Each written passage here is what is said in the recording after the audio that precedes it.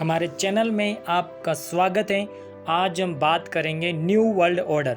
New world order पूरी दुनिया के ऊपर, लोगों के ऊपर अधिकार करने के लिए कुछ लोग, कुछ देश मिल करके पूरी दुनिया के ऊपर कुछ नए रूल लेकर आएंगे और उस रूल के द्वारा पूरे विश्व के अंदर ये कंट्रोल करने की कोशिश करेंगे कि सारे लोगों के ऊपर अधिकार करेंगे।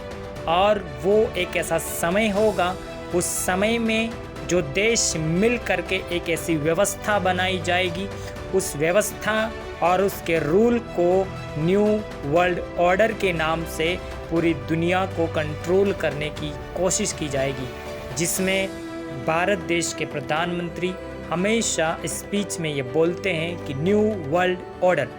आज दुनिया नए वर्ल्ड ऑर्डर की तरफ बढ़ रही है। भारत के बढ़ते सामर्थ्य के साथ ही विश्व में भारत की भूमिका भी तेजी से बदल रही है। अभी मैं दक्षिण अफ्रीका में ब्रिक्स समिट में हिस्सा लेकर आ रहा हूं। अब से कुछ दिन बाद भारत में G20 का शिखर सम्मेलन होने जा रहा है। G20 का प्रेसिडेंट होने के नाते भारत ने इसकी जो थीम तय की है, उसमें भी विश्व बंधुत्व की यही भावना नजर आती है। ये थीम है वसुधैव कुटुंबकम, one earth, one family, one future. अभी आपने सुना कि वन वर्ल्ड और न्यू वर्ल्ड ऑर्डर, जिन सारी बातों का होना अवश्य है। दुनिया के सबसे प्राचीन ग्रंथ बाइबल के अंदर भी लिखा हुआ है कि दुनिया के अंतिम दिनों में जो देश मिल करके इस पूरे विश्व के अंदर थोड़े समय के लिए अधिकार करने की कोशिश करेंगे, शासन करने की कोशिश करेंगे, वो शासन थोड़े समय का होगा। प्रकाशित वाक्य 13 अध्याय उसका 1-2 आयत में लिखा है, और मैंने एक पशु को समुद्र में से निकलते हुए देखा, जिसके 10 सींग और 7 सिर थे। उसके सींगों पर 10 राजमुकुट और उसके सिरों पर परमेश्वर की निंदा के नाम लिखे हुए थे। और जो पशु मैंने देखा वह चीते की न्याय था, और उसके पांव बालू के से और मुंह सिंह का सा था। और उस अजगर ने अपनी सामर्थ और अपना सिंहासन और बड़ा अधिकार उसे दे दिया। अभी हमने पढ़ा कि एक पशु को समुद्र में से निकलते हुए देखा, जिसके 10 सींग और 7 सिर थे। तो आपको याद रखना है 10 सींग और 7 सिर। और एक पशु को मैंने देखा, वह चीते की न्याय था। तो जो पशु जो था वो चीते के न्याय था, उस चीते के समान था। और उसके पांव बालू के से और उसका मुंह जो था सिंह का सा था। तो 3 चीज़ें हमें याद रखनी है, 10 सींग, 7 सिर और चीते के समान वो पशु। अब इसका सच्चाई और इसका जो भेद है वो यदि हम जानना चाहें तो प्रकाशित वाक्य 17 अध्याय उसका 9 आयत से हम पढ़ते हैं। उस बुद्धि के लिए जिसमें ज्ञान है, यही अवसर हैं। वे 7 सिर 7 पहाड़ हैं जिन पर वह स्त्री बैठी है। वे 7 राजा भी हैं, 5 तो हो चुके हैं और एक अभी हैं और एक अब तक आया नहीं, और जब आएगा तो कुछ समय तक उसका रहना भी अवश्य है। और जो पशु पहले था और अब नहीं, वह आप 8वां है, उन 7 में से उत्पन्न हुआ और विनाश में पड़ेगा। और जो 10 सिंह तूने देखे वे 10 राजा हैं, जिन्होंने अब तक राज्य नहीं पाया, पर उस पशु के साथ घड़ी भर के लिए राजाओं का अधिकार पाएंगे।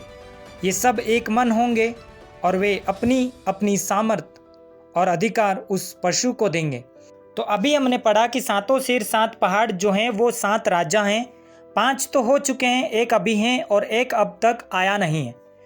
इस प्रकाशित वाक्य को लिखने वाला यूहन्ना जब भविष्य का दर्शन यीशु मसीह खुद उसे बता रहे हैं कि 5 राजा हो चुके हैं, एक अभी हैं और एक अब तक आया नहीं है, और उनमें से जब वो निकलेगा, उन 7 राजाओं में से वो एक चीते के समान राज्य होगा। तो 5 हो चुके हैं का मतलब क्या है? 5 वो राजा जो हैं वो हो चुके हैं और एक अभी हैं। तो जब यूहन्ना जिस वक्त ये प्रकाशित वाक्य में ये जो भविष्य की बातें जो भविष्यवाणी लिख रहा था, तो उस समय रोमन का साम्राज्य था। रोमन के साम्राज्य में ही यीशु मसीह को क्रूस पर चढ़ाया था। तो यूहन्ना जो था वो यीशु मसीह का चेला था। तो पहला जो राज्य है वो इजिप्ट का राज्य, दूसरा राज्य वो अर्सिया का राज्य, तीसरा राज्य वो बेबीलोन का राज्य, चौथा राज्य वो मेदो फारसी राज्य, पांचवा राज्य वो ग्रीस का राज्य। ये 5 राज्य पहले हो चुके थे। यूहन्ना जब लिख रहा था उसके पहले हो चुके थे। और रोमन का राज्य उस समय शासन में था। और वो कह रहा है कि एक अभी आया नहीं है। तो 7वां राज्य ब्रिटेन का राज्य, ब्रिटिश का राज्य जिसको हम कहते हैं, तो 7वां राज्य ब्रिटिश का राज्य। अब 8वां जो राज्य होगा वो इन 7 में से निकलेगा, क्योंकि लिखा है उनमें से निकलेगा। वो पशु जो पहले था अब नहीं है, वो पशु पहले था और अब नहीं है, वो आप 8वां होगा। तो वो पशु पहले था, मतलब वो पशु जो चीते के समान राज्य था पहले, उन 5 में था। तो कौन से ऐसे 5 राज्य हैं जिनमें से किसी एक का चिन्ह चीते के समान है? तो आपको जानकर के हैरानी होगी कि बेबीलोन का जो राज्य था, तीसरा जो शासन था, उस शासन का प्रतीक चिन्ह था वो चीते के समान था। तो यहाँ पर जो 8वां जो राज्य है वो भी उसका चिन्ह जो है वो चीते के समान दिखाया है। और उस प्रकाशित वाक्य के अंदर उस राज्य की जो पहचान है वो बाबुल के रूप में की गई है। और वो बाबुल वही बेबीलोन का राज्य है। और इस बेबीलोन के राज्य का पहचान चिन्ह चीते के समान दिखाया गया है। तो आपको जानकर के हैरानी होगी कि सचमुच में ये जो 7 राज्य हैं, इन 7 राज्य में से जो बेबीलोन का राज्य है वो चीते के समान है। और वही राज्य फिर से 8वां राज्य होगा। और अंत के दिनों में 10 देश मिल करके उसे अधिकार देंगे। और फिर से वही बेबीलोन का साम्राज्य, वही बाबुल का जो साम्राज्य है, वो इस पूरी पृथ्वी के ऊपर एक बार फिर से अधिकार करेगा। तो हम बाबुल के साम्राज्य के बारे में सीखेंगे। और प्रकाशित वाक्य 17 का 5 में लिखा है, और उसके माथे पर यह नाम लिखा था, बेद बड़ा बाबुल। तो बाबुल जो है वो बेबीलोन के साम्राज्य को दिखाता है। वो बाबुल जो है वो बेबीलोन का साम्राज्य है। और चीते के समान उसकी पहचान जो दिखाई गई है वो वही बाबुल है जो बेबीलोन है। और यदि चीते के समान उस बेबीलोन की यदि पहचान यदि हमें करनी है, तो यिर्मयाह की पुस्तक के अंदर भी जब इज़राइल के ऊपर उस समय बेबीलोन ने राज्य किया था, बेबीलोन ने अपना अधिकार कर लिया था, तो यिर्मयाह ने उस बेबीलोन के राज्य को चीते के समान दिखाया था। तो यिर्मयाह की पुस्तक 5 अध्याय उसका 6 आयत में लिखा है, इस कारण वन में से एक सिंह आकर उन्हें मार डालेगा, निर्जल देश का एक भेड़िया उनको नाश करेगा, और एक चीता उनके नगरों के पास घात लगाए रहेगा, और जो कोई उनमें से निकले वहाँ फाड़ा जाएगा, क्योंकि उनके अपराध बहुत बढ़ गए हैं और वे मुझसे बहुत ही दूर हट गए हैं। यिर्मयाह जो भविष्यद्वक्ता है वो यहाँ पर उस बेबीलोन के साम्राज्य को एक चीते के समान बताता है। चीते के समान उस राज्य को देखते हैं तो वो राज्य बेबीलोन है। तो यिर्मयाह के इतिहास की जो पुस्तक है उसको हम देखेंगे। तो गूगल में जब हम यिर्मयाह की पुस्तक के इतिहास के बारे में यदि हम जानने की कोशिश करेंगे तो आप यहाँ पर देख सकते हैं यिर्मयाह की पुस्तक हिब्रू बाइबल का एक हिस्सा है। यिर्मयाह की पुस्तक हिब्रू बाइबल के अंदर एक पुस्तक है। और ये पुस्तक यिर्मयाह नबी ने लिखी है जो भविष्यद्वक्ता उस समय हुआ था। और ये हिजकिय्याह का पुत्र था। तो इसने क्या किया, इसने बेबीलोन के साम्राज्य के ऊपर एक संदेश के रूप में इस पुस्तक को लिखा है। बेबीलोन का जो साम्राज्य है वो यहूदा के ऊपर शासन करेगा और उसकी जो चिंता है उसने यहाँ पर व्यक्त की है और एक संदेश देने की कोशिश की है। तो यहाँ पर सबसे खास बात है बेबीलोन का नाम। बेबीलोन का कब्ज़ा यहूदा के ऊपर होना इस पुस्तक में यहाँ पर दिखाया गया है। यहूदा पर जागीरदार का दर्जा। बेबीलोन ने मिस्र को हराया और यहूदा को बेबीलोन का जागीरदार बना दिया 605 ईसा पूर्व।